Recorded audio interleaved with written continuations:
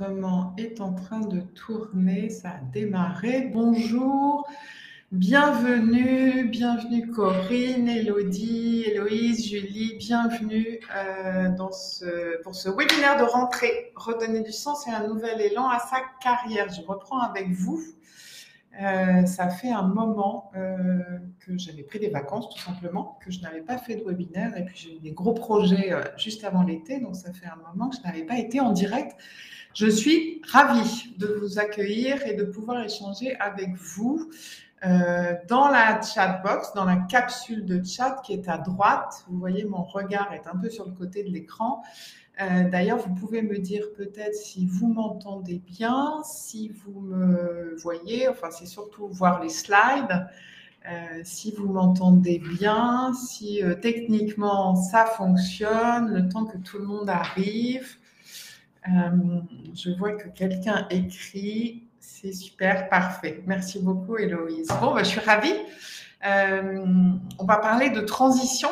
Du coup, aujourd'hui, on va parler de transition professionnelle, qu'elle soit choisie, qu'elle soit subie, que ce soit une mobilité interne, externe, une recherche de promotion, un retour à l'emploi, une reconversion, une envie de réorientation, une prise de poste, un départ à l'international. Tout ça sont des transitions professionnelles, même quand on reste dans le même poste, quand on change de projet ou d'équipe, quand on change de patron aussi, ça peut être une occasion de le travailler, de le considérer comme une transition professionnelle. Et surtout, moi, mon propos, c'est de dire comment, dans le cadre d'une transition professionnelle, en faire un tremplin pour la suite. Permettre dans cette transition de trouver plus de sens, plus d'impact, plus d'alignement, plus de confiance, plus d'équilibre, donner un nouvel élan à sa carrière. C'est pas toujours évident, on va le voir. Et puis, je vous avoue que j'ai eu quelques doutes quand je vous ai invité sur LinkedIn. Quand j'ai vu les profils, puisque je regarde les profils sur LinkedIn des personnes que j'invite, et je me suis dit quand même, là, il y a des très beaux profils, il y a des femmes qui ont des belles carrières, elles ont l'air d'être à l'aise, de bien réussir. Elles n'ont pas besoin de moi, elles n'ont pas besoin de chercher du sens ou de donner un nouvel élan, etc. Et puis, j'ai repris les séances en début de semaine et j'ai une séance notamment avec une cliente qui est une cliente brillante, qui a un beau poste de directrice, qui a une belle carrière, etc., qui est en transition et qui me dit, je suis perdue, j'ai vraiment pas confiance en moi, je doute beaucoup, je suis déstabilisée, etc. Et je me suis dit, c'est quand même pas possible. Enfin, c'est vraiment une personne qui dans l'image qu'elle donne, qu'elle véhicule, est quelqu'un qui a confiance, qui a de l'impact, qui a du leadership, etc. Donc, je me suis dit, OK, on peut, et faisons-le quand même, c'est jamais négatif, c'est jamais pour rien de rappeler quelques points clés pour monter la marche et ne pas la descendre, pour trouver plus de sens, plus d'impact et plus d'équilibre dans les transitions professionnelles. Bon, alors le programme aujourd'hui, on va être ensemble pour 60-90 minutes. Ça dépend aussi de vos interventions, de ce qu'on va se raconter ensemble, de ce que vous allez me raconter aussi. Je suis parfois très loquace, c'est un sujet qui me passionne. Ça fait 12 ans que je travaille là-dessus et voilà, je suis très, très, très... c'est vraiment une mission pour moi, c'est vraiment mon cœur mon centre d'intérêt, d'accompagner les personnes dans les transitions, notamment les femmes, je vous en reparlerai. Vous pouvez partager au fur et à mesure, je reviendrai au fur et à mesure du webinaire, dans la chat box, tout simplement, vous pouvez partager vos questions, vos réflexions, répondre aux questions que je vous pose aussi. N'hésitez pas à utiliser cette chat box, c'est aussi dans les conférences où on ne peut pas se voir comme ça. C'est aussi un moyen de communiquer, d'échanger, de partager. J'ai vu parfois d'ailleurs de beaux échanges entre les participantes, donc ça peut valoir le coup. Certaines même se sont ensuite recontactées sur LinkedIn. Donc n'hésitez pas à utiliser, à partager vos expériences, vos ressentis, vos questions, vos doutes, vos réussites aussi dans la chat box. Donc la conférence, environ 45-60 minutes. En fin de conférence, je garderai un petit peu de temps, je vous le dis tout de suite, pour vous présenter quand même les programmes Global Coaching for Expat, Global Coaching for Elle, que vous sachiez aussi de quoi il s'agit. Rapidement, 10 minutes, je pense. Et puis, je garderai 20 minutes à la fin pour échanger avec vous et répondre à vos questions. Il y aura un lien que vous recevrez ensuite pour voir le replay. Et puis, je vais le mettre en ligne là tout de suite. Vous pouvez, pendant tout le webinaire, réserver une séance avec moi. C'est sans engagement, c'est gratuit, c'est par Zoom ou toute autre visioconférence qui vous convient. Ça dure 30 à 45 minutes et ça nous permet de faire le point sur votre contexte, votre situation, vos besoins, les actions que vous pouvez mettre en place. On explore ensemble et puis poser toutes vos questions aussi si vous en avez sur les programmes d'accompagnement, bien sûr.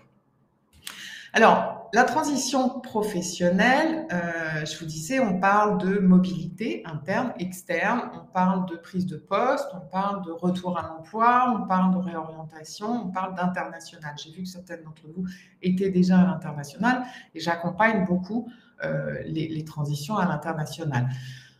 Pourquoi? Dans une transition, la première question à se poser, c'est pourquoi? Vers quoi on va? Qu'est-ce qu'on recherche? Qu'est-ce qu'on voudrait à l'occasion de cette transition? Et qu'est-ce que ça veut dire donner du sens? Qu'est-ce que ça veut dire donner un nouvel élan? Et bien, ça veut dire, c'est ce que je vous disais à l'instant, monter la marche plutôt que de la redescendre, parce que les transitions professionnelles, c'est parfois beaucoup de turbulences. On est un peu perdu. C'est un peu flou, on ne sait pas trop vers quoi on peut aller, on ne sait pas trop sur quel poste on est légitime, on a l'impression de ne pas avoir de réseau, on a l'impression qu'il y a plein d'autres gens qui sont bien plus capés que nous pour faire le job.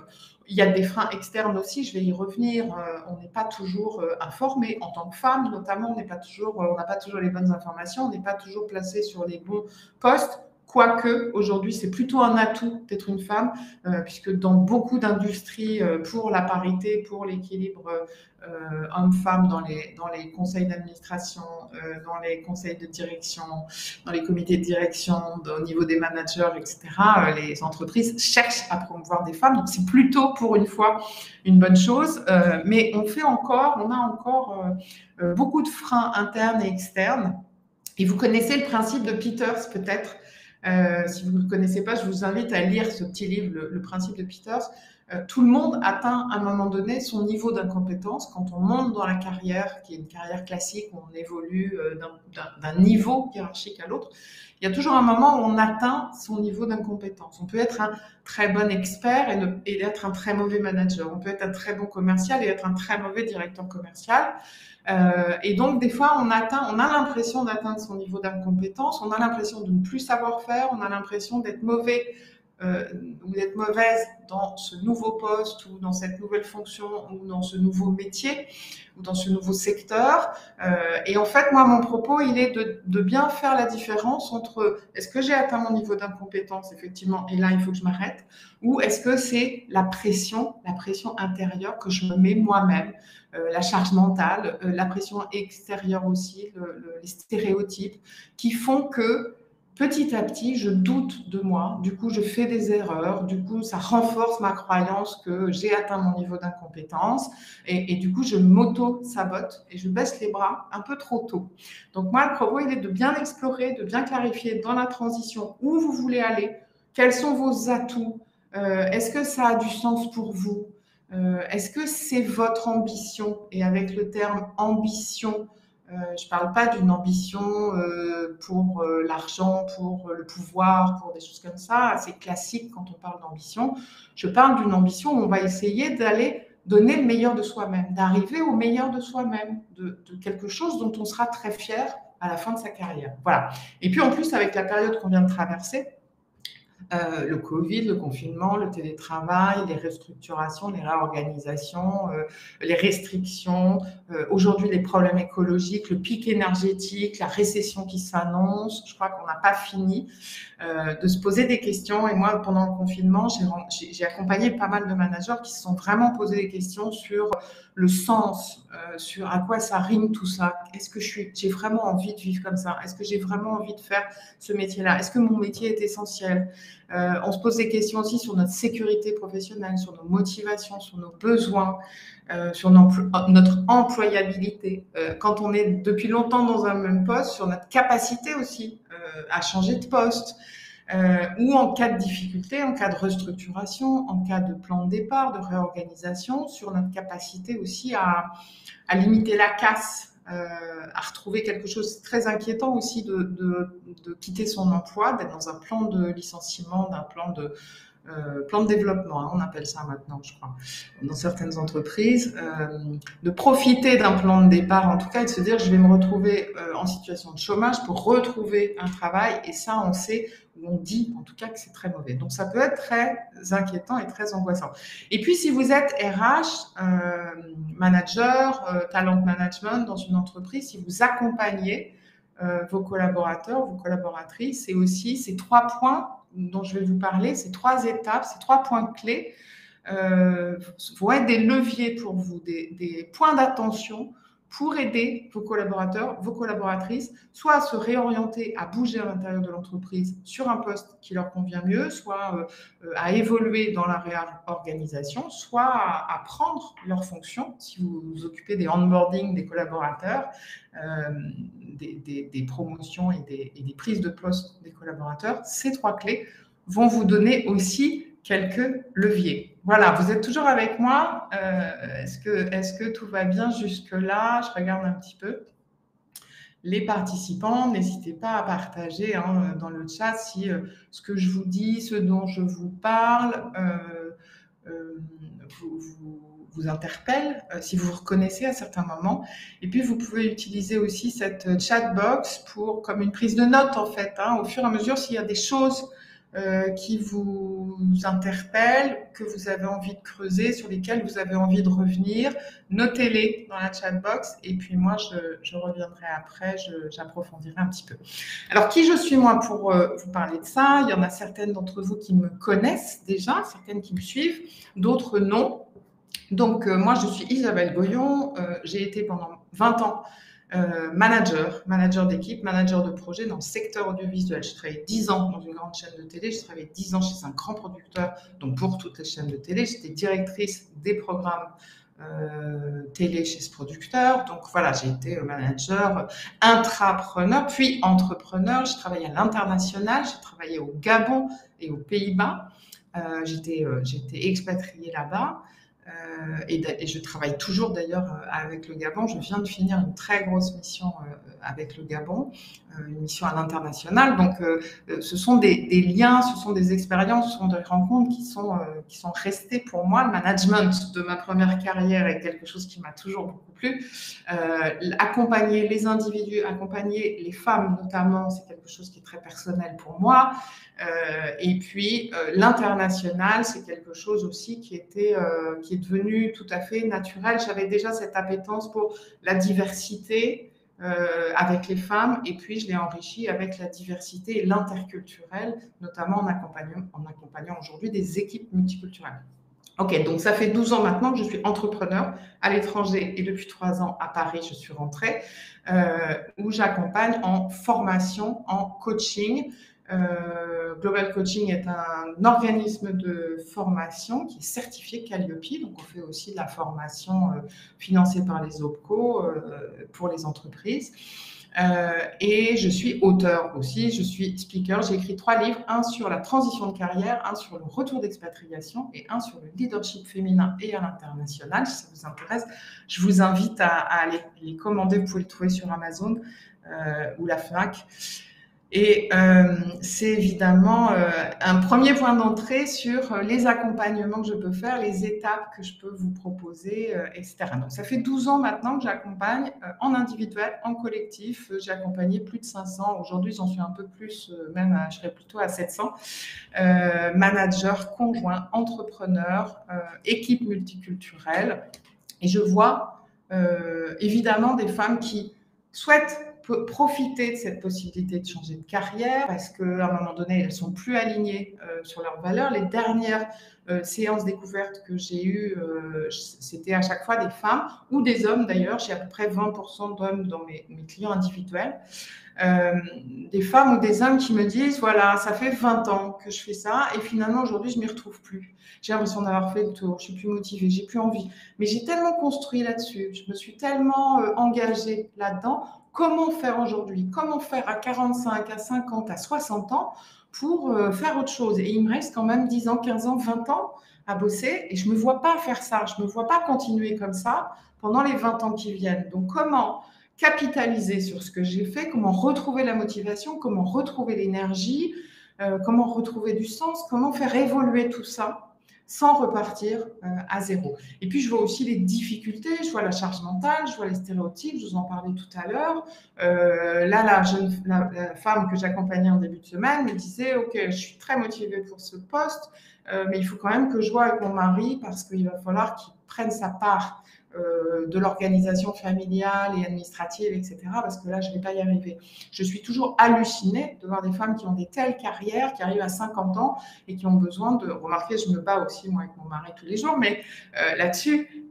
Mais c'est vrai qu'il y a quand même toute cette pression, il y a quand même toute la charge mentale, il y a quand même toutes les attentes qu'on a envers les femmes qui sont parfois, pour certaines, pas pour tout le monde, difficiles à équilibrer, difficiles à dépasser.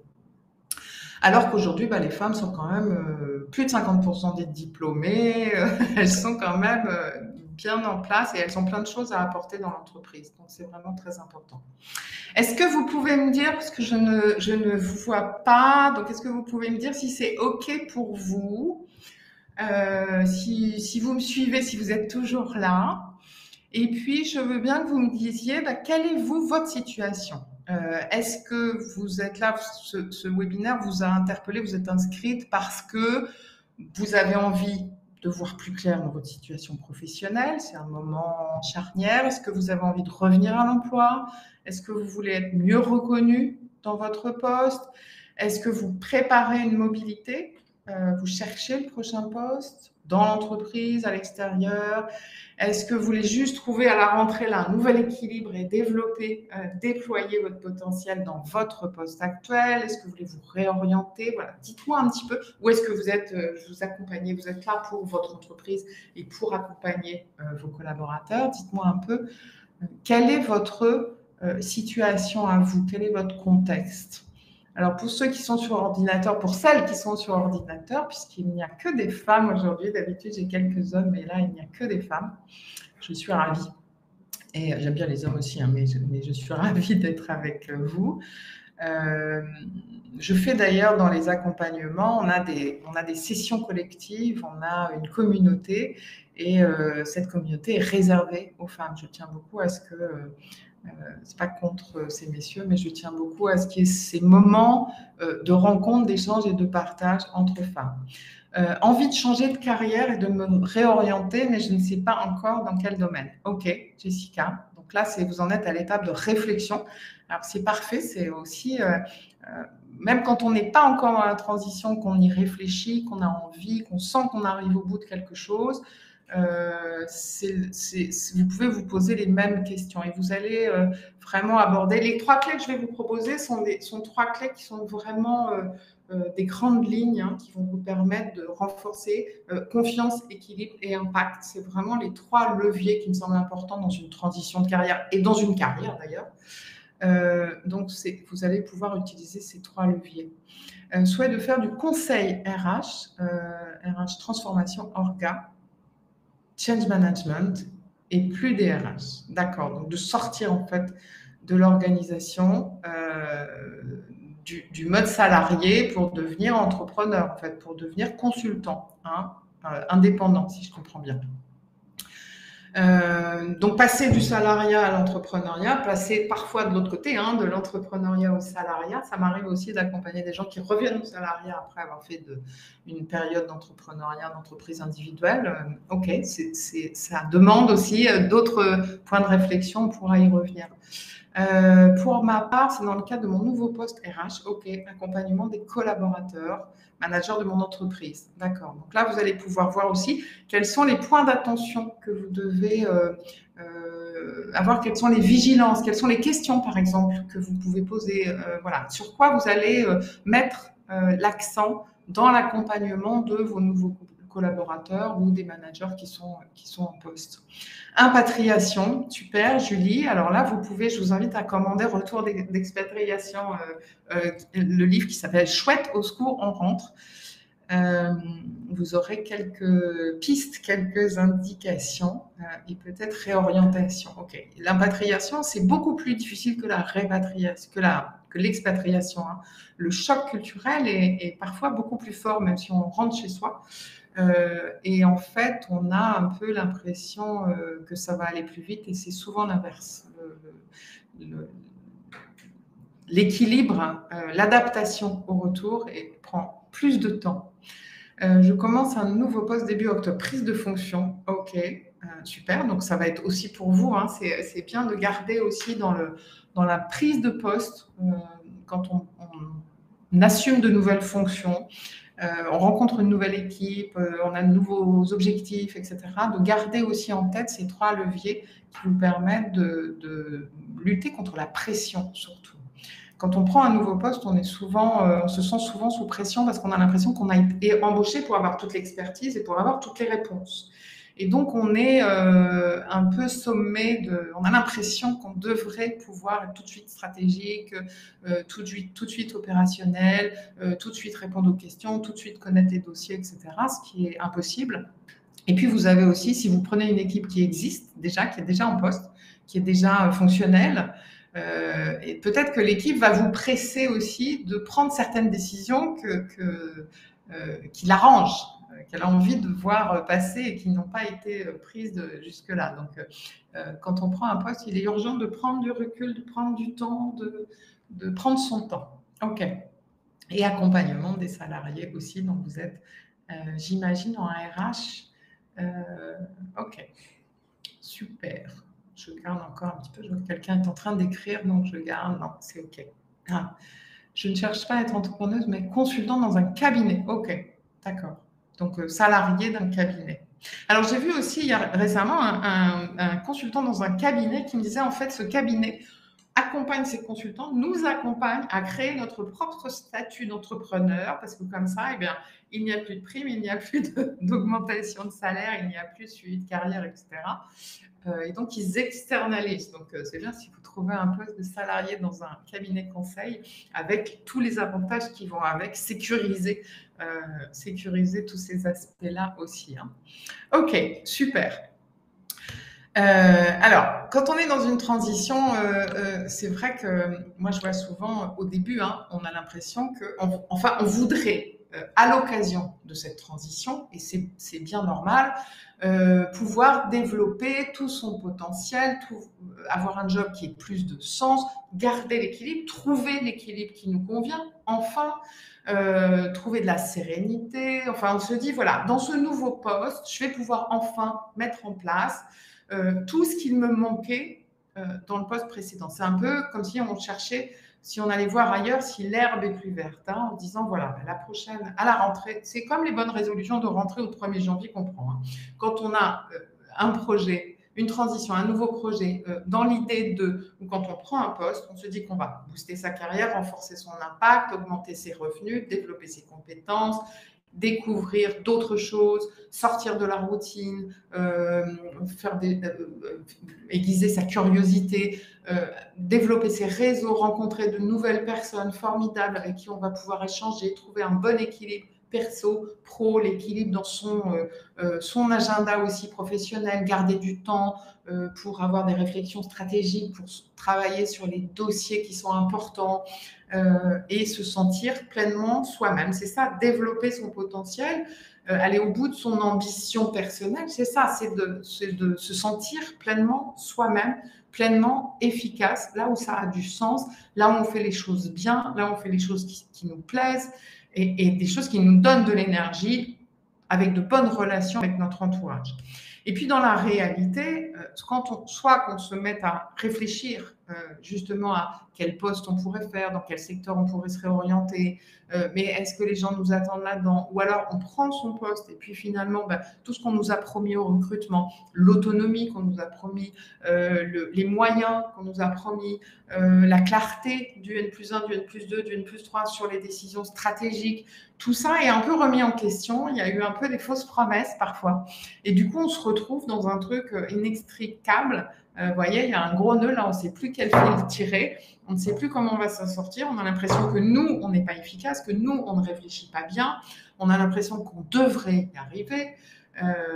Et du coup, il y a une vraie perte de confiance à un moment donné. Il y a un vrai sentiment ce que je vous disais tout à l'heure d'incompétence. On se dit en fait, il y a un peu le syndrome de l'imposteur. Hein. On se dit finalement, j'y arrive pas. J'ai pas les codes, j'ai pas les infos, j'ai pas la pratique, j'ai pas l'expérience. Je sais pas comment y arriver. Je sais pas, j'ai pas anticipé ça. J'ai pas vu telle chose. Je sais pas à qui m'adresser.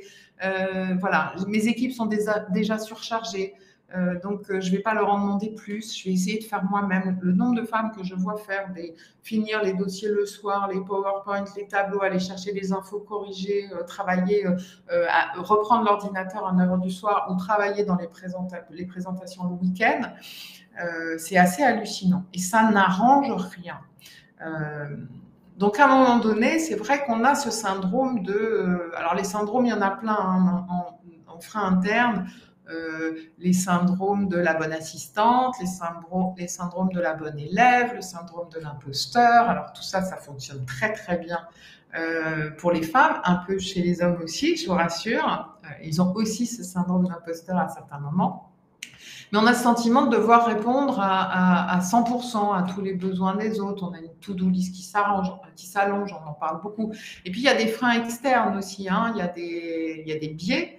Il y a le mansplaining, le manterruption. Il y a le fait qu'en tant que femme, effectivement, on va plus nous demander un travail d'assistante. On va plus nous demander de développer notre impact. On va nous faire comprendre qu'on n'a pas assez d'impact, qu'on n'est pas assez stratégique, qu'on est trop le nez dans le guidon, et en même temps, on ne va pas nous lâcher sur les présentations, sur les chiffres, alors que les hommes sont parfois très approximatifs dans les informations qu'ils partagent.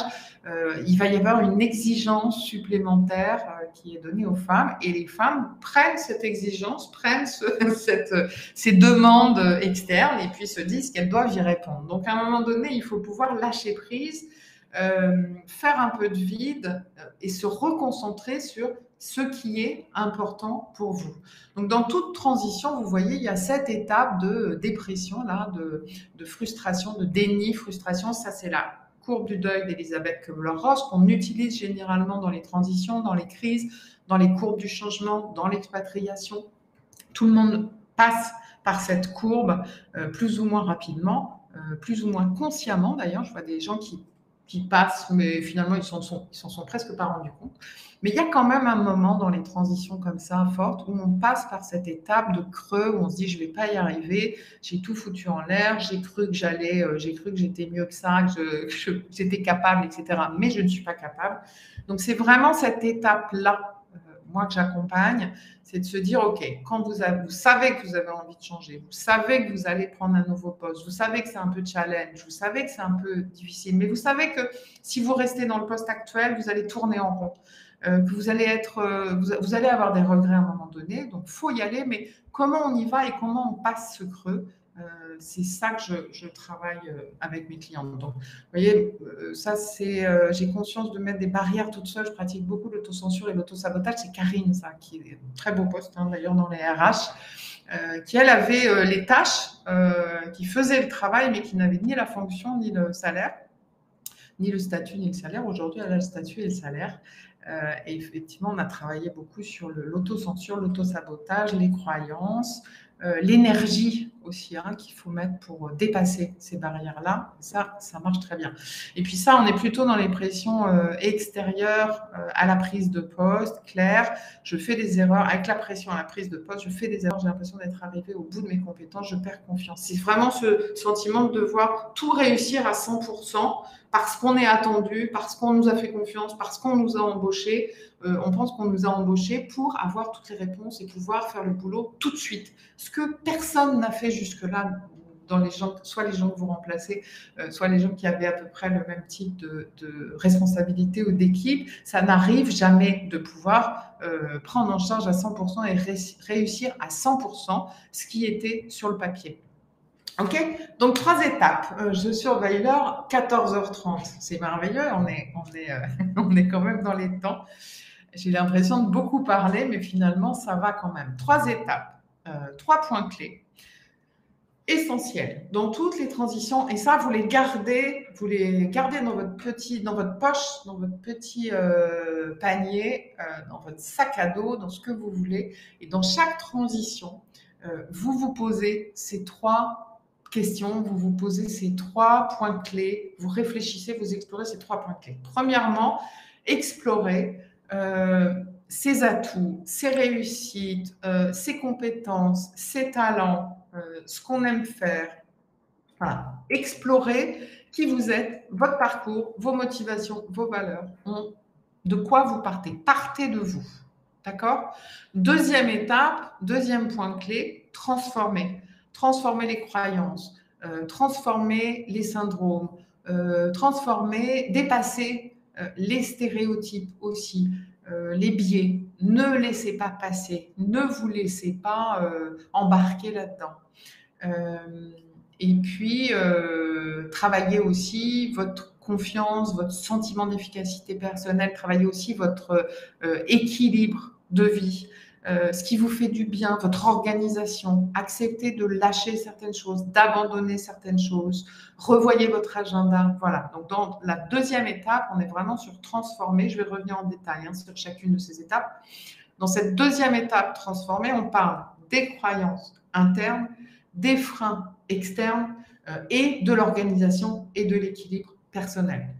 Et puis, troisième levier dans les transitions, c'est d'activer votre visibilité. Accepter d'être visible, parler de vous, parler de votre projet, parler de vos réussites, poser des questions, répéter, si vous passez des entretiens d'embauche, etc., répétez ce que vous avez à dire, entraînez-vous, enfin, acceptez de porter quelque chose. Ne vous cachez pas. Ne pensez pas non plus que les gens vont voir. Ne pensez pas non plus que les gens savent ce que vous faites bien, ce que vous aimez, ce que vous avez envie, quel est votre projet, etc.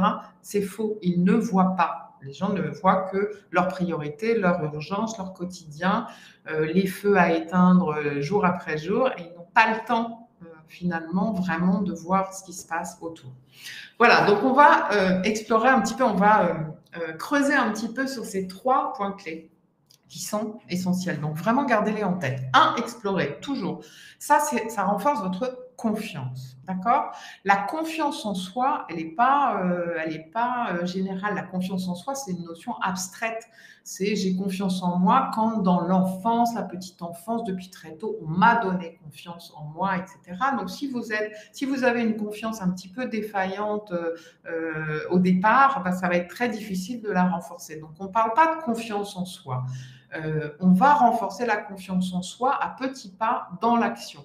On va aller chercher en quoi on est bien, dans quoi on est bon, on est bonne, qu'est-ce qu'on fait bien, quels sont nos talents. Il faut aller explorer ses atouts, ses talents, ses compétences, ce qu'on sait faire. La confiance, finalement, se renforce par le sentiment d'efficacité personnelle. Le sentiment d'efficacité personnelle, c'est je sais que dans tel domaine, sur tel sujet, dans telle activité, dans telle tâche, je suis bonne. Je sais bien faire, je fais mieux que les autres, je fais vite, je fais bien, ça me donne de l'énergie, ça a du sens pour moi. C'est quelque chose qui est un talent, d'accord? Donc, on va identifier qu'est-ce qu'on aime bien faire, qu'est-ce qu'on fait bien, sans fausse modestie. C'est intéressant d'aller chercher vos points forts, vos compétences. Alors, c'est important de définir vos compétences métiers, vos expertises, que vous connaissez des secteurs, etc. Mais parfois, ça n'a plus tellement de sens. C'est-à-dire que vous savez bien faire, vous avez cette compétence, mais ça ne vous intéresse pas tellement. Et puis, vous n'êtes pas tellement aligné sur les valeurs, vous n'avez pas tellement envie de participer à ça. Ça peut être, je ne sais pas, une entreprise pétrolière, par exemple. Peut-être que vous n'avez pas envie de... pour d'autres, ça va être au contraire de se dire, si justement, moi, dans la transition énergétique, j'ai envie d'avoir un impact et de réfléchir à ça, et donc je vais travailler dans l'industrie pétrolière pour pouvoir faire ça bien. Pour que la transition se fasse bien et correctement et de manière qui ait le moins d'impact justement sur le monde d'après. Ça peut être dans un domaine tout à fait différent. En tout cas, ce qui est important, c'est de faire la part des choses entre ses compétences, ses expertises et ses appétences. Donc les talents, on est vraiment dans les appétences.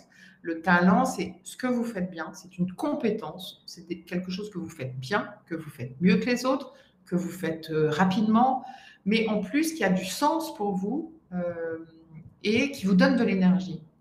Voilà, qui vous donne du plaisir. Vous avez plaisir à effectuer cette tâche. Donc ça, c'est très important. Ça peut être de faire effectivement des présentations, de prendre la parole devant du public, ça peut être d'avoir des idées stratégiques, ça peut être de faire des tableaux très compliqués avec des chiffres, des liens, d'aller chercher des informations, de faire de la veille, ça peut être de calmer des clients mécontents, ça peut être plein de choses, le talent. Il faut que vous trouviez les vôtres. En général, je vous donne un petit indice. Quand vous faites quelque chose, quand vous faites bien quelque chose, avec plaisir, et que vous vous dites, bah oui, mais ça, c'est pas grand-chose, je fais pas d'effort, donc je vais pas me faire payer pour ça. En général, quand vous dites, bon, ça me coûte rien, ça me demande pas d'effort, ça me fait plaisir, donc je vais pas demander à être payé pour ça, c'est que vous êtes dans votre talent. Donc, utilisez cette petite astuce-là pour les repérer, ça peut être intéressant. Et puis, clarifier vos motivations. On n'a pas les mêmes motivations à 25 ans, à 40, à 60, d'accord On n'a plus envie des mêmes choses. Et ça n'est pas... il faut faire attention à la persévération perverse. Vous savez, en psychanalyse, on parle de persévération perverse. C'est pas parce qu'on a fait ça depuis 20 ans qu'il faut continuer à le faire, d'accord Des fois, on est tellement engagé dans quelque chose qu'on se dit, si je pars faire autre chose, ou si je renonce à ça, ben, ça veut dire que j'aurais perdu tout ce temps-là. Non. Vous pouvez transférer dans d'autres domaines, vous pouvez transférer ce que vous avez appris. Et puis finalement, ce que vous avez appris, ce n'est pas tant intéressant pour le fond, pour le sujet, puisque aujourd'hui, on dit que, je sais pas, il y a 35% des métiers qui n'existent pas encore, les informations sont obsolètes. Finalement, ce qu'on a appris à 20 ans n'est plus tellement intéressant aujourd'hui. Par contre, on a appris à apprendre. Ce que vous avez appris, vous pouvez analyser la façon dont vous l'avez appris. Vous pouvez analyser aussi quelles sont vos compétences justement. Est-ce que vous allez chercher les bonnes informations dans l'entreprise quand vous arrivez dans un poste? Est-ce que vous avez une capacité à analyser les informations des dossiers? Donc vous allez bouffer du dossier pour comprendre les bonnes stratégies et comment ça se passe. Voilà, essayez de savoir comment vous apprenez. Ça, vous allez pouvoir le transférer dans n'importe quel domaine. Voilà. Donc, explorez qui vous êtes, explorez vos points forts, explorez vos compétences, vos talents, vos motivations, vos envies, votre projet, ce qui est transférable. Clarifiez aussi, à l'occasion de la transition, ce dont vous ne voulez plus et ce que vous voulez à la place. Il y a des choses dont vous ne voulez plus. Je ne veux plus que tel me parle sur ce ton. Je ne veux plus être interrompu en réunion. Je ne veux plus continuer à parler en réunion alors que personne ne m'écoute. Voilà, il y a des choses que je ne vais plus faire, que je ne vais plus accepter. Et quelles sont les stratégies que vous allez mettre en place pour ça? Et puis, qu'est-ce que vous voulez à la place? J'ai envie de prendre du temps pour aller rencontrer mes pairs d'autres services dans d'autres pays pour échanger sur la façon dont ils travaillent dans leur service, dans leur business unit. J'ai envie de prendre du temps pour un soir par semaine rentrer à 17h chez moi, passer du temps avec mes enfants. J'ai envie de voyager à certains moments et je vais bloquer un mois dans l'année où je serai en congé. Choisissez ce que vous voulez mettre en place. Mais vraiment, faites une liste. Alors, vous pouvez faire une liste, par exemple, des 10 choses que vous auriez envie de faire dans votre vie et vous dites, ben, je vais en faire une chaque année. Donc, je me bloque du temps là-dessus, je le mets dans mon agenda. Et puis, ce que je vous conseille aussi, dans ce que vous ne voulez plus et ce que vous voulez à la place, ce qui est négociable et ce qui est non négociable dans votre prochain poste, je vous conseille de le mettre par écrit. Vous pouvez avoir en tête des idées, vous voyez, mais là, les idées, votre cerveau, il fait des nœuds en fait. Votre cerveau, il fait des liens en permanence. Une idée en amène une autre et vous avez comme ça des tas de fils qui sont tirés. Et donc, ce que je vous conseille, c'est dans cette réflexion d'exploration, ce moment d'exploration, ce moment de réflexion, mettez par écrit, notez ce dont vous ne voulez plus, ce que vous voulez à la place, notez ce qui est négociable, ce qui est non négociable, notez ce que vous voulez faire, comment vous allez le faire. Le fait de le mettre par écrit est une forme d'engagement et je vous assure que votre cerveau va l'enregistrer inconsciemment, votre inconscient va l'enregistrer. Moi, c'est une technique que j'utilise à chaque transition professionnelle et de vie je profite de chaque transition pour noter sur le papier ce dont je ne veux plus, ce que je veux à la place, comment j'imagine, qu'est-ce qui me fait peur, qu'est-ce que je suis triste de quitter, qu'est-ce que je suis curieuse de découvrir. Voilà, je prends 2 heures pour mettre sur le papier. Alors, ça peut être des petits griffouillis, des petits dessins, des petits mots, des phrases, des impressions.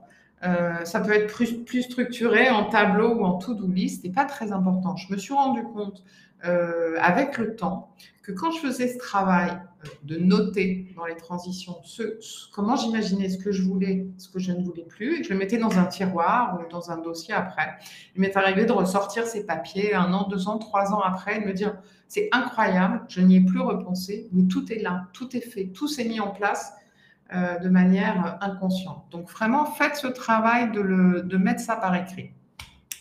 Deuxième, vous êtes toujours avec moi? Est-ce que je ne vous ai pas perdu là? Parce que vous voyez que je suis très loquace. C'est un sujet qui me passionne. Alors, comme vous êtes toute seule là derrière votre écran à m'écouter, j'espère que je ne vous endors pas. Ok, super, merci. Merci beaucoup.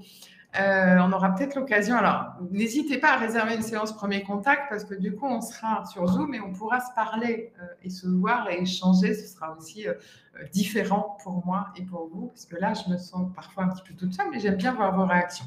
Ok, alors je continue. Deuxième point clé, transformer. À un moment donné, on explore ce qu'on veut plus, ce qu'on veut à la place, etc. Mais il faut vraiment travailler sur ces petites voix internes, les croyances, les émotions. Alors, les freins internes, les petites voix, c'est des indicateurs. Hein. Ça vous dit qu'à un moment donné, il y a du danger, il y a de l'inconfort, il y a du doute. Donc, c'est bien. Ça vous dit attention. Mais vous savez, en coaching, en équilibre, permission, protection, je m'autorise à partir ailleurs, je m'autorise à faire quelque chose de différent, je m'autorise à faire quelque chose que je n'ai jamais fait. En même temps, qu'est-ce qui me protège? Comment je me protège? Comment je mets des garde-fous pour ne pas prendre de risques inconsidérés? Si je prends une décision, par exemple, dans un nouveau poste, si je prends une décision qui est un peu stratégique, qui est un peu innovante, qui est un peu pas dans la culture de l'entreprise, etc., bah, je vais peut-être prévenir avant, -1, -2, quelqu'un qui va pouvoir valider ou me couvrir quelque part. Enfin, voilà, à chaque fois, on équilibre permission, protection. Donc, ces petites voix, on avance à petits pas, on équilibre permission, protection, et puis ces petites voix, on travaille dessus. Les croyances. Je crois que le pouvoir ne m'intéresse pas, je crois que ça n'est pas pour moi, je crois que je ne suis pas capable, je crois qu'il y en a d'autres qui sont mieux que moi, je crois que... Toutes ces croyances-là, il faut les mettre de côté. Vous avez une carrière, vous avez des réussites, on l'a vu dans l'exploration, vous avez un parcours, il y a des choses que vous avez fait bien, etc. Vous n'avez pas besoin d'être parfaite. Vous ne serez jamais parfaite. Vous ne serez jamais à 100%. Et personne n'est à 100%. Donc l'important, c'est pas que vous soyez à 100%. L'important, c'est que vous soyez conscient de ce que vous faites bien, de ce que vous aimez, de pourquoi vous êtes là. Que ça a du sens pour vous et vous vous engouffrez là-dedans. Et si les autres ont envie de vous faire d'autres choses, vous disent ah bah non, ce serait mieux que, ah bah non, ce qui est important c'est vous mettez ça de côté, vous mettez des œillères, vous n'écoutez pas, vous concentrez sur ce qui est important pour vous. Vous partez toujours de vous. D'accord? Quand un manager prend une place dans une entreprise, évidemment, il y a des objectifs, évidemment, il y a des process, évidemment, il y a une stratégie d'entreprise, évidemment. Mais vous mettez 2, 3, 4 managers différents au même poste, ils vont avoir 2, 3, 4 styles de management différents. Ils vont décider chacun de leurs priorités, de ce qui est important pour eux. Il y en a qui vont passer beaucoup de temps à aller développer des réseaux dans le secteur, à l'extérieur de l'entreprise. Il y en a qui vont passer beaucoup de temps à s'occuper de leurs équipes, à faire du management, de développement de leurs équipes. Il y en a qui vont être très chiffres, stratégie, tableau, etc. Chacun vient avec son talent, avec son mode de fonctionnement. Et c'est OK. Et c'est OK comme ça. Donc, trouvez votre mode de fonctionnement, trouvez ce qui est important pour vous, trouvez ce qui a du sens, et le reste, vous laissez tomber. Donc, transformer, trouver l'équilibre, c'est vraiment ne pas se laisser embobiner, ne pas se laisser polluer par tout ce qu'on imagine que les autres attendent, voudraient, ce qu'on devrait, etc. Ne vous laissez pas polluer non plus par ce que vous imaginez de ce que les autres voient, ce que les autres pensent de vous, comment ils vous jugent.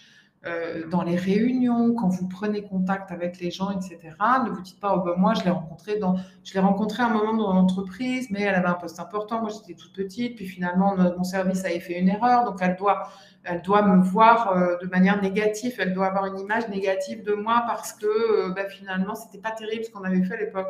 Si ça se trouve, cette personne ne vous reconnaîtra même pas. Enfin, et puis peut-être qu'elle a vu tout à fait autre chose, justement. Elle s'est dit, oh là là, ce service a complètement raté le truc, mais cette personne-là, pourtant, a bien agi. Donc, vous ne savez pas, ne préjugez pas de ce que les autres pensent de vous. Et puis, d'ailleurs, vous n'avez pas de contrôle sur ce que les autres pensent de vous. Donc, sortez de ça, sortez de votre ego, sortez de ce que vous pensez que les autres pensent de vous, ça n'a pas d'intérêt. Et puis, garder l'équilibre, c'est prendre soin de soi. Donc, quand on rajoute des choses, quand on se dit, bah tiens, j'ai envie de prendre du temps pour moi, j'ai envie de faire telle et telle chose, j'ai envie de rajouter du temps stratégique, j'ai envie de... voilà. On ne peut pas rajouter indéfiniment sans enlever à d'autres endroits.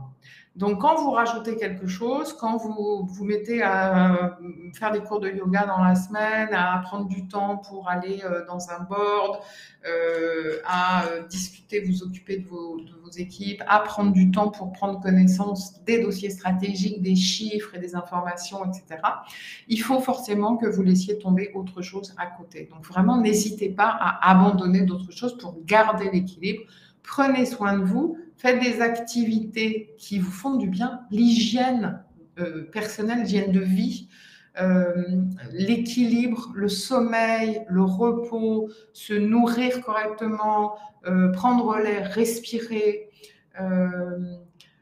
se nourrir aussi intellectuellement, émotionnellement, aller voir une expo, aller voir un film, lire un livre, prendre du temps pour soi est essentiel pour tenir la distance. Sinon, vous n'allez pas tenir. La pression, elle peut être très, très importante.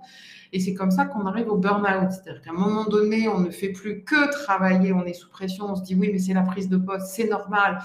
Dans 3 mois, dans 6 mois, ce sera OK. Et en fait, à un moment donné, on n'arrive même plus à décrocher, on n'arrive même plus à dormir. Et là, le corps, à un moment donné, dit stop. Donc, dès le départ, dans la transition, on a vu des burn-out de recherche d'emploi aussi. Donc, vraiment, gardez l'équilibre, prenez soin de vous, prenez du temps pour vous. Ça n'est pas grave. Si les dossiers ne sont pas réglés en 3 jours et qui sont réglés en 3 semaines, et bien dans toutes les entreprises, dans tous les environnements, dans toutes les vies, c'est comme ça. Ça peut prendre plus de temps et ça n'est pas grave. D'accord ? Et puis, une dernière chose, pour garder l'équilibre aussi, organisez-vous. Alors ça, il y a plein de formations, de conseils, etc. sur la bonne organisation. Vous en trouverez sur Google. Moi, je peux vous en donner, on en discutera si vous en avez besoin dans une session premier contact. Il y a plein de façons de s'organiser de manière plus efficace, des petites choses à mettre en place pour gérer son agenda, garder des SAS, par exemple, entre deux rendez-vous, absolument 10 minutes, un quart d'heure, surtout en télétravail d'ailleurs, parce qu'avant, quand on avait des réunions, on avait toujours ce temps d'ascenseur, descendre du parking, prendre la voiture, faire le trajet, etc., qu'on n'a plus en télétravail. J'ai vu des gens pendant le confinement avoir des réunions de 8h à 20h, mais ils enchaînaient les réunions, c'est-à-dire qu'ils raccrochaient d'une réunion parce que l'autre avait déjà démarré. Donc, ils n'avaient même plus le temps d'aller faire pipi. C'est un truc incroyable. Donc, voilà, prévoyez du temps, prévoyez vos gros cailloux. En organisation, en gestion du temps, on parle, vous savez, des gros cailloux, de l'aquarium, etc. Je ne vais pas vous le faire là, mais prévoyez du temps le matin pour faire les choses qui sont vos priorités à vous, les choses qui sont importantes en priorité. Prenez du temps de temps en temps, un long temps, 2 heures, 3 heures, 4 heures, sans être dérangé, pour vraiment rentrer dans un mode de concentration qu'on a très peu aujourd'hui. Quand on est dans une entreprise, manager, etc., on est souvent très sollicité, très interrompu, et donc on n'a pas la possibilité de rentrer dans cette concentration qui nous permet de traiter des sujets importants. Donc, gardez dans la semaine un SAS de 2 heures, 3 heures, 4 heures, un créneau. Vous n'êtes pas dérangé. Bon, voilà. En tout cas, réfléchissez, travaillez sur cette organisation de votre planning, de vos journées. Et puis le troisième levier, vraiment, c'est soyez visible. Si vous voulez développer votre impact, si vous voulez que les gens comprennent, sachent, entendent, il faut que vous osiez parler aux gens.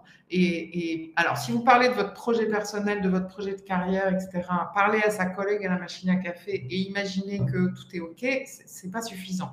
Parlez à vos RH. J'ai rencontré, par exemple, j'ai accompagné une femme qui cherchait un poste à l'international dans une entreprise internationale. Et qui avait demandé à son RH. Et son RH lui avait dit, bah non, il n'y a pas de poste. Il n'y a pas de poste. Il n'y a pas de poste pour toi, mais il n'y a pas de poste. C'est quand même bizarre, mais bon, ça doit être, voilà, c'est la période, c'est, je sais pas. Et puis c'est dans un dîner professionnel qu'elle s'est retrouvée à côté de quelqu'un qui lui a dit, mais non, c'est pas du tout les mêmes RH. Il faut aller contacter telle ou telle personne. Et son RH ne lui avait pas dit, ne lui avait pas donné cette information-là. Il faut vraiment aller les chercher, les informations. Il faut vraiment aller trouver la bonne personne. Il faut vraiment activer les bons réseaux. Vous savez, on a 3 réseaux, personnels, opérationnels, stratégiques. Le réseau personnel, c'est les gens que vous aimez bien, en qui vous avez confiance, avec qui vous vous sentez bien, avec qui vous pouvez parler librement. Voilà, que vous pouvez appeler quand vous avez un petit coup de mou, et puis voilà, vous êtes à l'aise, suffisamment à l'aise pour les contacter. C'est vos amis, mais aussi les proches dans le réseau professionnel. Le réseau opérationnel, c'est les gens qui vous permettent de mener à bien votre mission. C'est les gens avec qui vous travaillez ou les gens en dehors de votre service qui vont vous donner des astuces, vous aider, qui travaillent avec vous d'une certaine façon. En tout cas, toutes ces personnes qui vous permettent de remplir vos fonctions, d'assumer vos tâches et de mener à bien vos missions. Et puis, il y a un réseau stratégique qui est un réseau, alors, soit de gens qui vont vous donner un peu de hauteur, un peu de recul, un peu de vision stratégique sur l'entreprise, sur le secteur, voilà, qui vous permettent de réfléchir, d'aller un peu plus loin, soit des gens qui vont vous donner de l'information sur vous ou des bons contacts, des liens vers d'autres postes, qui vont vous donner des feedbacks sur justement ce qu'ils voient de vous. C'est des mentors. C'est des gens qui vous disent, voilà ce que je vois de toi, voilà ce que tu fais bien, voilà ce que tu devrais faire, voilà qui tu devrais contacter. Et ça, souvent, on n'y va pas trop. On est beaucoup dans le réseau opérationnel, un petit peu personnel de temps en temps. Le stratégique, on l'oublie souvent. Donc, activez vos réseaux, développez vos réseaux, entretenez vos réseaux. N'hésitez pas à revenir d'ailleurs au contact avec des gens, même quand vous ne les avez pas contactés depuis 10 ans, 20 ans, 30 ans, ce n'est pas un problème, vous pouvez revenir vers eux. Activez vos réseaux de manière légère, ne leur envoyez pas des tartines, des emails qui font 3 pages tout de suite avec plein de questions, plein de demandes, etc. Reprenez contact de manière légère en leur demandant comment ils vont, ce qu'ils font, ce que vous avez vu sur LinkedIn ou je ne sais quoi, ou sur le site de l'entreprise, en disant j'ai vu cette nouvelle mission, ce nouveau projet, c'est super, ça m'intéresse, est-ce qu'on pourrait s'en parler 5 minutes, est-ce que tu as du temps? Et puis, n'hésitez pas à revenir à la charge. Des fois, on se dit, bah, il ne m'a pas répondu, j'ai envoyé un email, il ne m'a pas répondu, ou j'ai fait un post sur LinkedIn, un message sur LinkedIn, il ne m'a pas répondu. Donc, si je lui renvoie un message, il va penser que je le harcèle, ou elle va penser que je la harcèle. Non, vous pouvez recevoir 1, 2, 3 messages sur LinkedIn, et si c'est léger, si c'est en douceur, vous n'allez pas penser que la personne vous harcèle. Donc, vous pouvez y aller, vous pouvez y retourner. Donc vraiment, développez vos réseaux. Dans les transitions, le réseau est essentiel.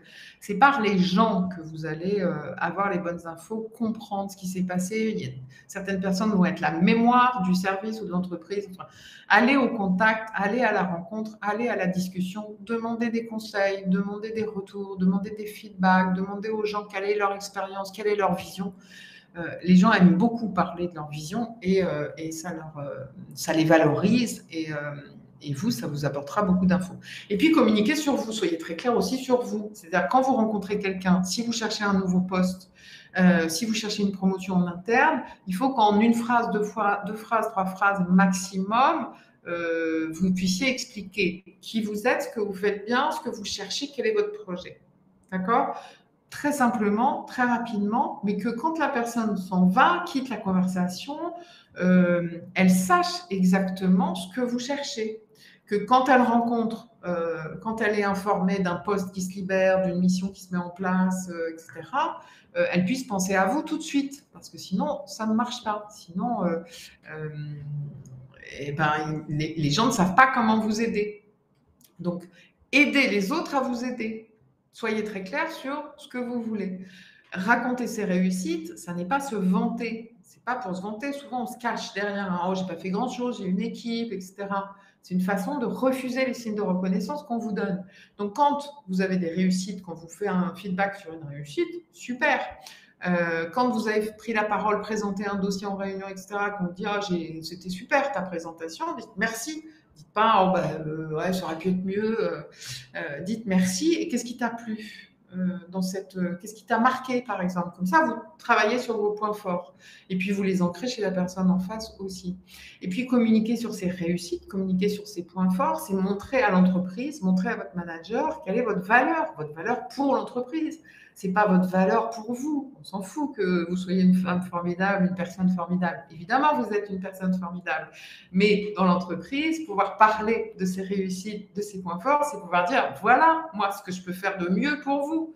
Voilà ce que je peux faire de mieux dans l'entreprise. Voilà ce que je peux faire de mieux pour l'équipe. Et ça, c'est essentiel. C'est très précieux. Donc, ne vous privez pas et ne privez pas l'entreprise de ça. Et puis, quand on négocie, quand on postule, quand on négocie pour un nouveau poste, c'est pareil. Souvent, on dit les femmes n'osent pas négocier, donc elles remercient de la confiance qu'on leur fait, et puis elles ne demandent pas les avantages qui vont avec. Mais les avantages qui vont avec, ils ne sont pas là juste pour vous remercier d'être cette personne formidable. Ils sont là pour vous permettre d'assumer votre mission du mieux possible. Donc, demandez la voiture, la secrétaire, le bureau, le logement, je ne sais pas si vous êtes à l'étranger, demandez l'accompagnement, les cours de langue, le coaching, la formation.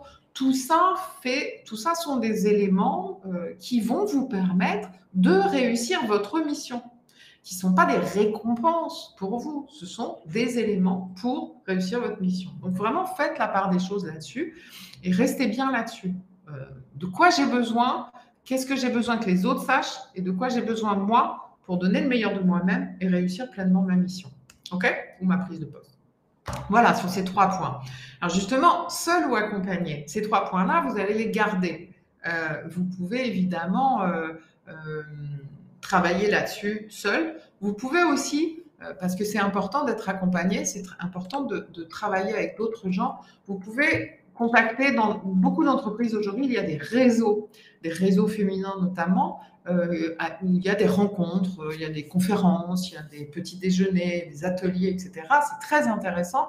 N'hésitez pas, si vous avez des réseaux féminins dans votre entreprise, à intégrer, à contacter ces réseaux féminins. Vous pouvez trouver un mentor aussi. Vous pouvez trouver à l'intérieur, vous pouvez choisir quelqu'un qui vous inspire dans votre entreprise et puis lui demander s'il voudrait bien vous voir ou si elle voudrait bien vous rencontrer, je sais pas, tous les mois, tous les trimestres, 2 fois par an, voilà, pour vous aider à prendre du recul, pour vous aider à voilà, savoir ce que vous faites bien, ce que vous pourriez améliorer, etc.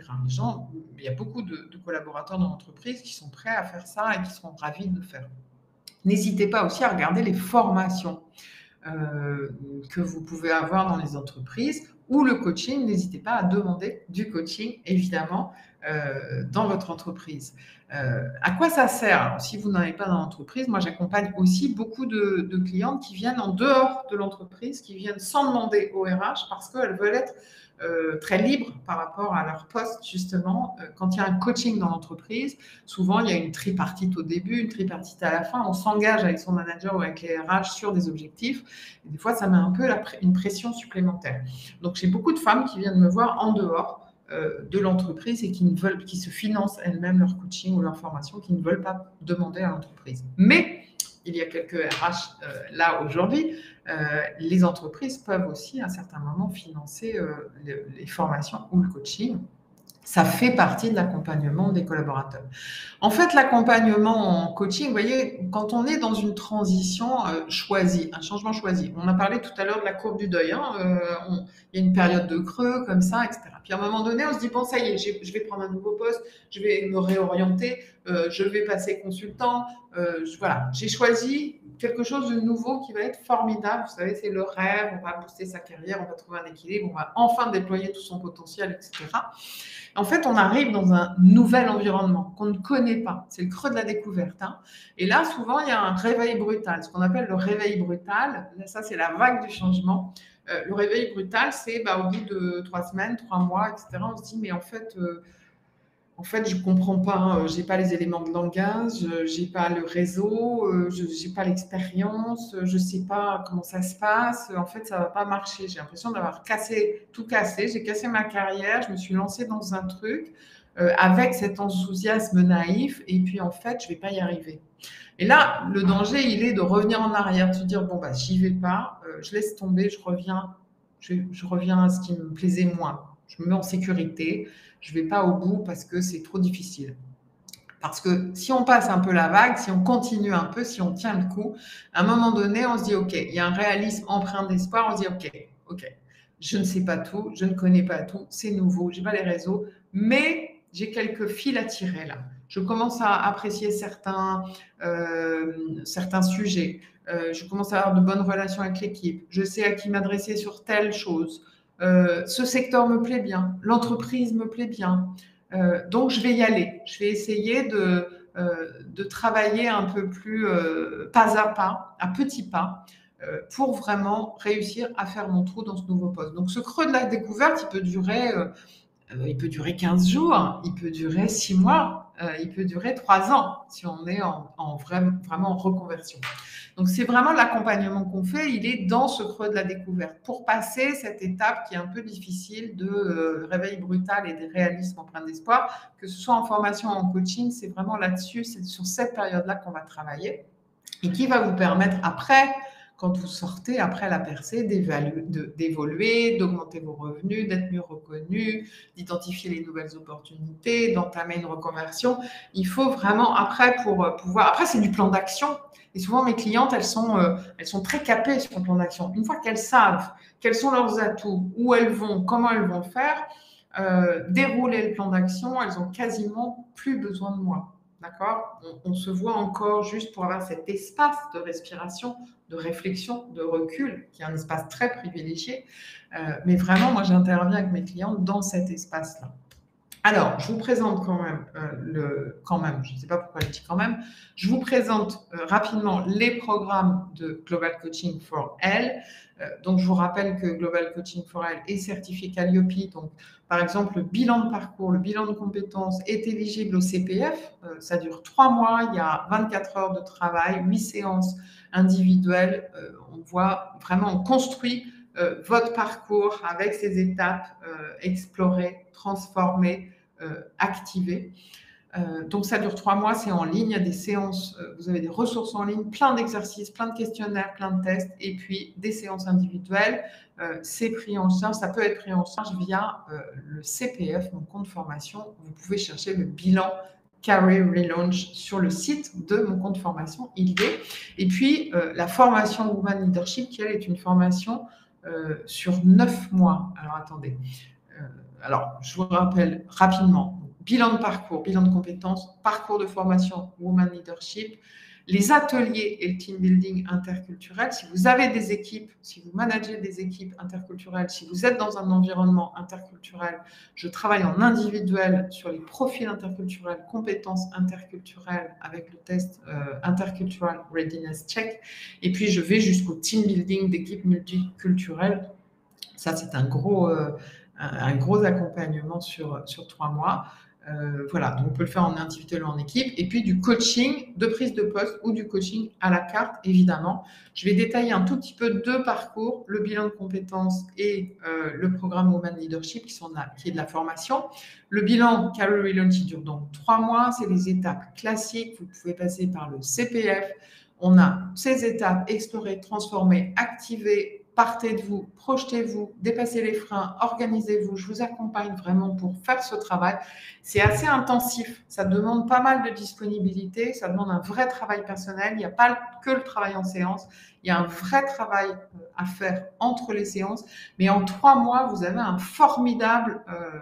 une formidable exploration justement de qui vous êtes, quels sont vos atouts, vers quoi vous pouvez et vous voulez aller. Donc ça peut être très utile, même quand vous êtes en poste et même quand vous voulez juste réfléchir, prendre du recul sur votre situation professionnelle. Et il y a de très bons avis et sur ce parcours, soulagé à ma place comme une évidence, beaucoup d'énergie. J'ai pu définir un projet professionnel en accord avec mes valeurs et mes besoins, alors tout était très flou au départ. Mes objectifs ont-ils été atteints? 1000 fois oui.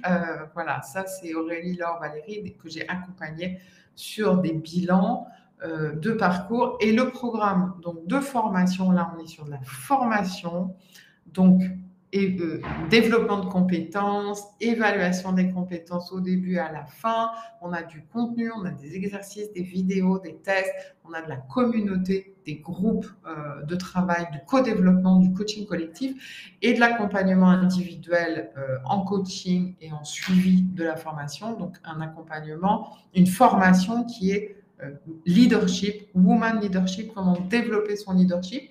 Et on passe par les mêmes étapes, avec des modules différents, avec des exercices différents, mais on passe par ces mêmes étapes, explorer pour mieux se connaître, transformer pour dépasser le plafond de verre et trouver le bon équilibre, activer pour oser parler de soi et pérenniser ensuite pour pouvoir développer son impact et accompagner ses équipes. Ça, c'est un programme en 9 mois.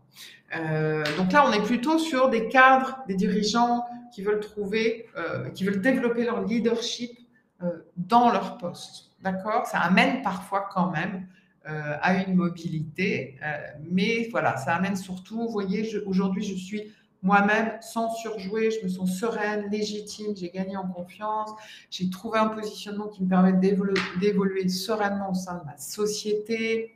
Ou quand j'ai débuté ce programme, je pensais avoir atteint mes limites. Aujourd'hui, je suis prête pour la prochaine étape. Quand j'ai rencontré Emmanuelle, effectivement, elle était brillante, mais alors elle était vraiment dans une pression incroyable. Elle avait une pression incroyable d'ailleurs dans son environnement. Et elle me disait, il y a certaines réunions où je sens que je craque, j'ai les larmes aux yeux, j'ai plus de répartie, je ne sais plus quoi dire, alors qu'elle avait tous les atouts, toute la vision, toutes les idées, elle savait où elle voulait aller, mais elle avait totalement perdu confiance en elle et finalement, son entourage, les hommes notamment, et à l'international, dans des cultures très différentes, lui mettaient vraiment la pression. Donc ça, c'est des programmes de développement du leadership. Et donc, je finis... je dois vous quitter maintenant, pas de souci. Vous aurez de toute façon le replay pour celles qui doivent partir un peu plus vite. Vous aurez le lien de replay pour voir la fin. Et puis, prenez rendez-vous pour une session de premier contact, comme ça on pourra se parler. J'ai mis du temps, j'ai débloqué un petit peu de temps dans l'agenda. Je finis avec ça. Pour vous donner une idée de l'investissement de ces programmes, on est entre... donc, Bilan Car Relaunch, on est entre 1 900 € et 2 400 €, suivant est-ce que vous prenez en charge personnellement, est-ce que ça passe par le CPF. Sur les formations, 9 mois, leadership féminin, on va être entre 4 500 pour une prise en charge personnelle et 6 750 pour une prise en charge par l'entreprise. Alors là-dessus, vous avez 80 heures de formation, c'est 9 mois d'accompagnement, il y a des masterclass tous les mois, il y a des co-développements tous les mois, il y a 15 heures d'accompagnement en individuel. Enfin, c'est une formation qui est très complète et dans la durée, ça prend du temps. Le coaching, c'est entre 1 750 €, 6 000 €. En fait, le coaching, c'est plutôt à la carte et en fonction du nombre d'heures que vous voulez, la durée et l'accompagnement. On peut faire 5 heures sur 3 mois, on peut faire 20 heures sur 1 an. Vous voyez, donc, on va faire des choses qui sont plus à la carte quand vous en avez besoin, ou on peut faire des choses qui sont plus structurées. Par exemple, sur un accompagnement prise de poste, prise de fonction, on peut faire du coaching. Je vais vous accompagner 15 heures, 18 heures sur 6 mois, et puis je vais vous amener des éléments qui sont très précis sur la prise de poste. Donc, des fiches, des exercices, des vidéos qui vont vous permettre de réussir cette prise de poste sans partir dans tous les sens et sans vous épuiser. pour être vraiment le plus efficace possible. Et puis les ateliers individuels, interculturels, je vous disais, ça peut être en individuel. Donc votre profil interculturel avec les assessments IRC et 4 séances, par exemple, sur 3 mois. Je travaille aussi avec des outils pour vous donner les différences. On travaille sur les différences culturelles dans votre environnement, dans votre contexte spécifique, les cultures qui sont dans votre équipe, par exemple.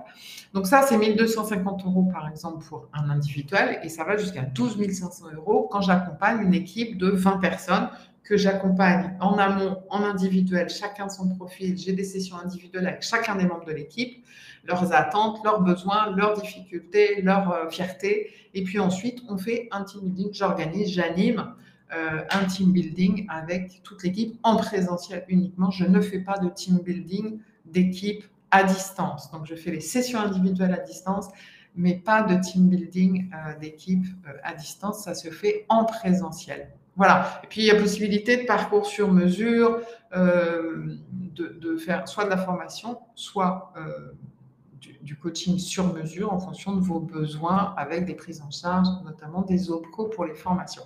Donc, en fonction de votre situation, en fonction de votre contexte, parlons-nous, comme ça on voit quel est le tarif adapté, quel est le programme adapté en fonction de vos objectifs, en fonction de votre situation, de ce que vous voulez faire. Est-ce que c'est un bilan? Est-ce que c'est un accompagnement leadership? Est-ce que c'est un coaching? Si vous êtes dans une transition, si vous êtes juste dans une réflexion, peut-être que le bilan peut être intéressant parce qu'il vous donnera toutes les lignes, tous les outils pour mener cette réflexion, pour avoir une réflexion qui est cadrée, que vous ne partiez pas dans tous les sens, avec des étapes, ce sera quelque chose de structuré.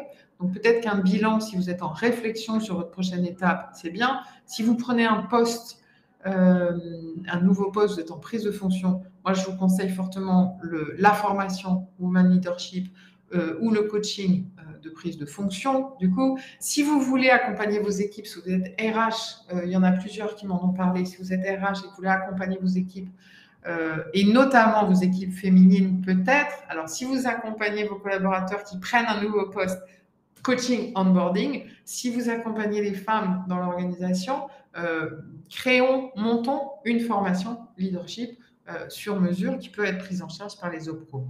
Voilà ce que j'ai moi à vous dire. Et donc, écoutez, je vous propose de partager si vous avez des questions. Donc,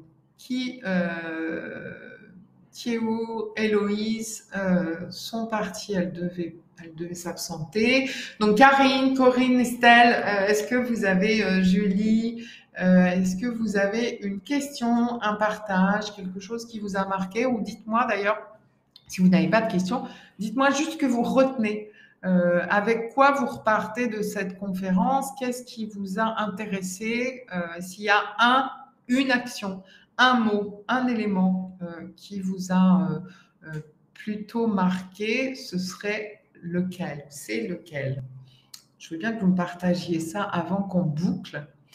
Je vous enverrai, je vois que quelqu'un écrit, donc je vous laisse le temps d'écrire et de partager ça. Je vous enverrai le lien du replay. Vous allez recevoir un email après, dans l'après-midi, fin d'après-midi, je crois. Vous allez recevoir un email avec il faut arrêter l'autocensure, oui, Estelle, ça c'est sûr. Arrêtez l'autocensure. Vous allez recevoir un lien un email avec le lien du replay, je vais y arriver, pour revoir la conférence, pour revoir un bout si ça vous intéresse, pour reprendre les 3 étapes, les 3 clés. Et puis, vous aurez le lien aussi pour prendre rendez-vous. Donc, il n'y a pas tant de créneaux que ça. J'en ai libéré un peu la semaine prochaine, on est en début d'année, mais après, ça va se compliquer. Donc, profitez de ce temps-là maintenant pour prendre un rendez-vous. Pour qu'on puisse aller un petit peu plus loin sur votre contexte particulier. Chacun a une situation, un contexte particulier. Là, dans la conférence, ça reste quand même très général. Je ne peux pas détailler vraiment pour chacune. Donc, c'est intéressant de prendre cette séance. Et puis, vraiment, c'est sans engagement. Donc, profitez-en. ça peut être, il en sort toujours quelque chose. Et donc, Karine dit merci pour ces outils, la liste de ce que je veux et de ce que je ne veux plus. Super. Vous me direz, Karine, si ça fonctionne. Enfin là, il faudrait que vous m'en parliez dans quelques mois, dans quelques années, pour que ce soit vraiment intéressant de voir si, quand on écrit, quand on met noir sur blanc cette liste de ce qu'on veut et de ce qu'on ne veut plus, et ben inconsciemment, l'inconscient continue à travailler et puis les choses se mettent en place de manière beaucoup plus fluide, beaucoup plus facile. Super. Bah, écoutez, je vous remercie en tout cas d'avoir été là pendant tout ce temps. Tous les mois, j'ai une conférence, un webinaire en ligne. Donc, si vous avez aimé ce webinaire, ce que je vous invite à faire sur les prochains, c'est à partager aussi l'événement, l'invitation peut-être sur LinkedIn dans vos réseaux pour permettre à d'autres femmes de vos réseaux de participer et d'emporter avec eux un outil, une idée, une petite action à mettre en place. Je vous remercie, je vous souhaite une très bonne après-midi. Merci Karine, merci à vous. Je vous souhaite un très bon après-midi, une très bonne semaine. N'hésitez pas à revenir vers moi et puis on reste en lien de toute façon sur LinkedIn notamment. Très bonne journée. Au revoir.